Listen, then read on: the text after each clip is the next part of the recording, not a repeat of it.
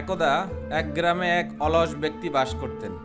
সে এতই অলস যে নিজের খাবারও চিবিয়ে খেতে চাইতো না। গ্রামের মানুষ চিন্তা করলো, এই ব্যক্তি এত অলস যে কোনো কাজ করেই না।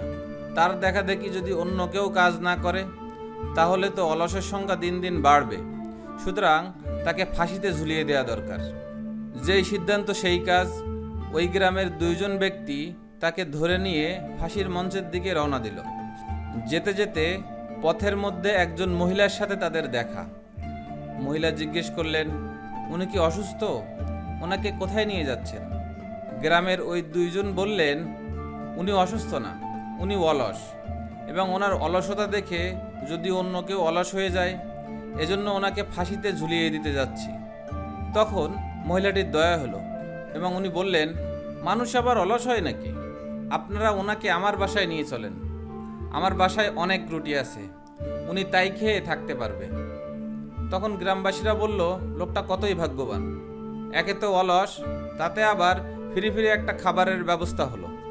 তখন অলস লোকটি উল্টা প্রশ্ন করলো, রুটিগুলা কি নরম নাকি শক্ত? তখন সবাই আশ্চর্য হয়ে বললেন, এ কেমন প্রশ্ন?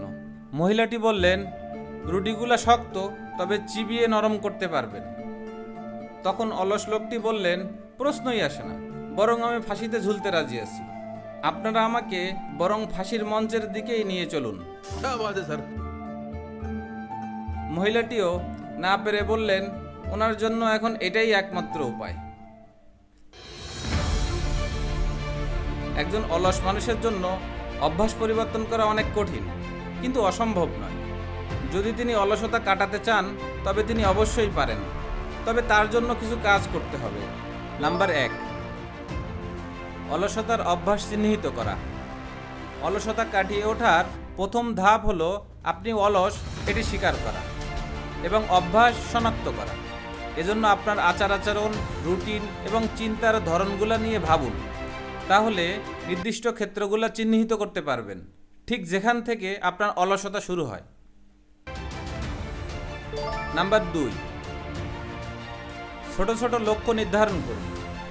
আপনি বড় বড় কাজগুলোকে ছোট ছোট ধাপে বিভক্ত করুন। এরপর ছোট লক্ষ্যগুলোতে মনোনিবেশ করুন। তাহলে অলসতাকে কাটিয়ে কাজে মনোনিবেশ করতে পারবেন, কারণ ছোট লক্ষ্য থাকলে সহজে অলসতা আসবে না। নাম্বার 3, 1 মিনিট নীতি।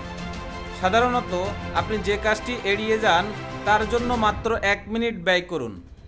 প্রতিটি কাজের সবচেয়ে কঠিন অংশটি হলো কিভাবে কাজ শুরু করবেন, কিন্তু একবার যদি শুরু করেন, মানে 1 মিনিট সময় দেন, তাহলে ওই কাজটি চালিয়ে যাওয়া ও শেষ করার সহজ উপায় খুঁজে পেতে পারেন। এজন্য যে কোনো কাজে উদ্বুদ্ধ হতে এই 1 মিনিট নীতি মেনে চলতে পারেন। নাম্বার 4, পোমোডোরো কৌশল। পোমোডোরো কৌশল একটি সময় ব্যবস্থাপনা পদ্ধতি। এটি যে কারো কাজের গতি বাড়াতে পারে। এই কৌশল অনুযায়ী টানা 25 মিনিট কাজের পর একটি সংক্ষিপ্ত বিরতি নিন। এই বিরতি হতে পারে 5 মিনিট অথবা 10 মিনিট। এভাবে 4 বার বিরতি নেওয়ার পর 30 থেকে 40 মিনিটের বিরতি নিতে পারেন।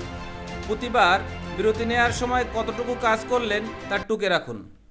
এই কৌশলটি কাজে ফোকাস রাখতে সহায়তা করবে।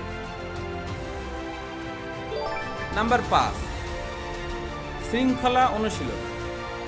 জীবনে শৃঙ্খলার অভাব থেকে অলসতার স্বভাব তৈরি হতে পারে।